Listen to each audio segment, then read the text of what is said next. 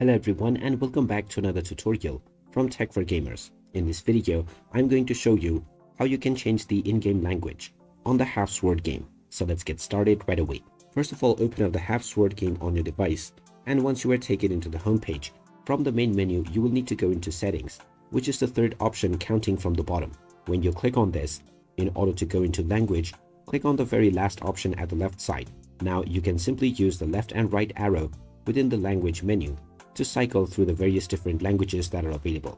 After finding your desired language, you can just go back and your changes will be saved. You can come back to this page at any point of time to once again change your in-game language by going into the third option counting from the bottom, the last option at the left side, and then using the left and right arrows. So there you have it. That is how easy it is to change your in-game language on the Half Sword game. If you find this video helpful, don't forget to hit that like button and subscribe to our channel for more useful tips and tutorials. Thanks for watching, and I will see you again in the next video.